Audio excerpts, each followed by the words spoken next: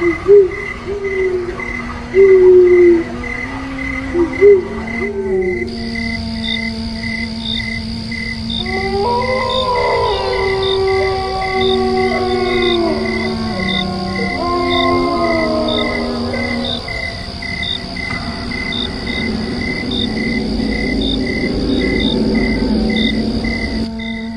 যায়, শম্ভু নাকি? হ্যাঁ দাদু, আমি বাজার থেকে ফিরছি। ফিরছিস তো বুঝলাম, কিন্তু এই রাস্তা দিয়ে কেন? তুই কি জানিস না এই রাস্তা সোজা বেলবাগানের ভেতর দিয়ে গেছে? আজ অমাবস্যা রে বাপ, আজ রাতে ওই বাগান ভালো নয়। আরে দাদু, এই বেলবাগান দিয়ে গেলে শর্টকাট হয়, বড় রাস্তা দিয়ে গেলে আধ ঘন্টা বেশি লাগবে। আর তাছাড়া আমি ওই ভূতটু তো সবে ভয় পাই না, আমার কাছে লাঠি আছে আর পকেটে টর্চ আছে। শোন শম্ভু, অবহেলা করিস না। রক্ত গরম তাই ভয় পাস না, কিন্তু ওই বাগানে অনেক পুরনো আত্মা ঘুরে বেড়ায়। শোনা যায় বাগানের মালিক মরে যাওয়ার পর থেকে ও বাগান ছাড়েনি। ও পথ এড়িয়ে চলাই ভালো, বিশেষ করে আজ রাতে। ঠিক আছে দাদু, তুমি সাবধানে বাড়ি যাও, আমি 10 মিনিটের মধ্যে বাড়ি পৌঁছে যাব। শম্ভু হারু দাদুর কথা গ্রাহ্য করল না। সে দ্রুত পায়ে বেল বাগানের দিকে এগিয়ে গেল। দাদু কিছুক্ষণ তার চলে যাওয়ার পথের দিকে তাকিয়ে দীর্ঘশ্বাস ফেলে বিড়বিড় করে বললেন, ভগবান তোকে রক্ষা করুক।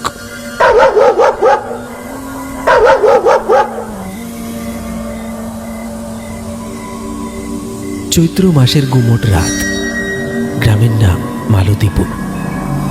এই গ্রামে বিশাল এক বেল বাগান আছে।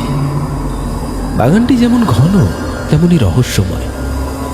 গ্রামের জেলেরা যেমন নদীতে মাছ ধরে, তেমনি গ্রামের চাষিরা রাতে অনেক সময় ফল বা শাকসবজি পাহারা দিতে যায়। কিন্তু এই বেল বাগানে কেউ সাহস করে ঢোকে না।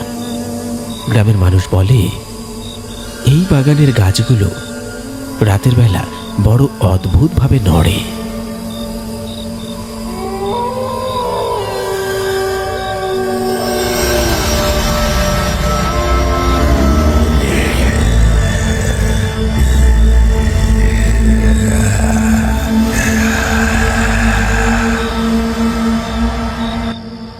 অন্ধকার হয়ে এসেছে।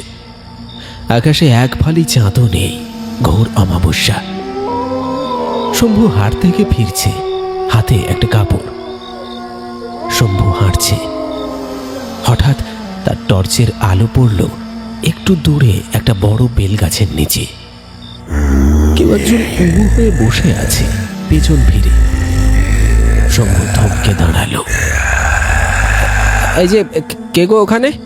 পবন নাকি রে? তুই আবার এখানে কি করছিস? বেল চুরি করছিস নাকি? কি রে পবন, কথা বলছিস না কেন? চল বাড়ি যাবি তো।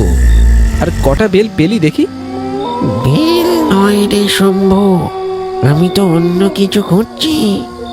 আমার বড্ড খিদে পেয়েছে রে।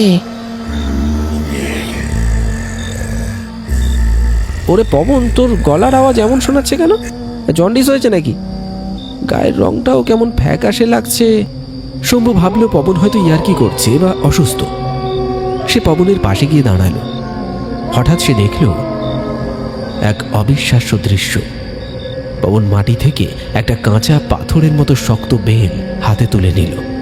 তারপর কোনো চেষ্টা ছাড়াই সেটাকে কামড়ে আপেলের মতো খেতে শুরু করলো। বেল ভাঙার কর্মর শব্দে শম্ভু রক্তহীন হয়ে গেল। এ কি রে, তুই বেল এভাবে চিবিয়ে খাচ্ছিস? দাঁত ভেঙে যাবে তো। আর তোর আঙুলগুলো এত লম্বা হয়ে গেল কিভাবে? বেলটা খুব মিষ্টি রে, তুই খাবি?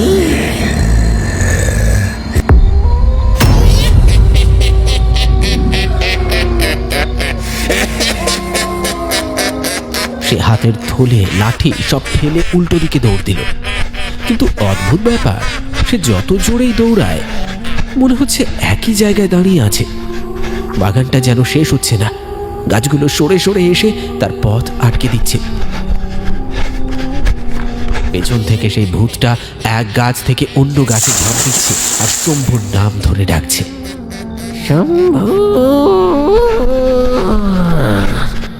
যাস না, আমার সাথে খেলবি চল। আজ অমাবস্যা, আজ আমাদের উৎসব।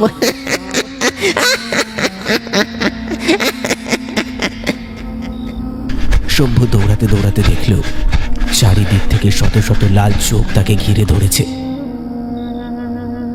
মনে হচ্ছে পুরো বাগানটাই জীবন্ত হয়ে উঠেছে।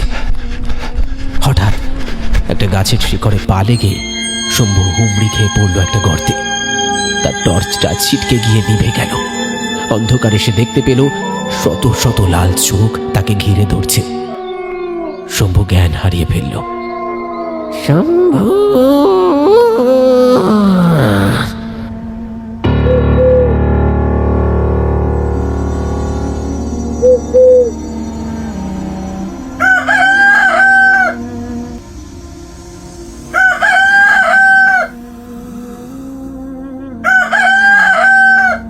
পরদিন ভোরে গ্রামের কাঠুরিয়ারা কাঠ কাটতে গিয়ে শম্ভুকে বাগানের এক কোণায় অজ্ঞান অবস্থায় খুঁজে পায়। তার সারা শরীরে আঁচড়ানোর দাগ। এখন কেমন লাগছে রে শম্ভু?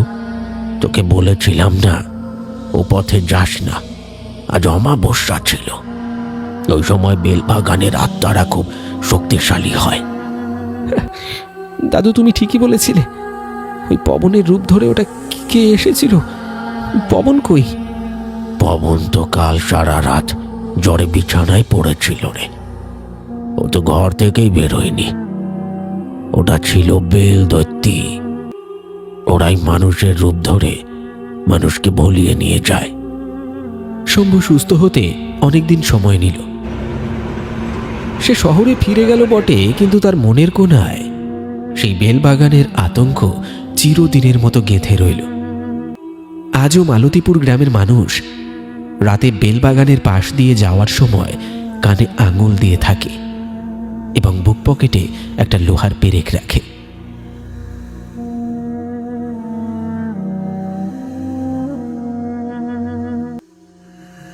দাদু, কিছু রহস্য বনের আড়ালে থাকাই ভালো।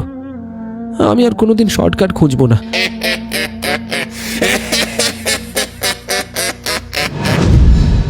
এইরকম ভিডিও পেতে আমাদের ইউটিউব চ্যানেলটি সাবস্ক্রাইব করুন।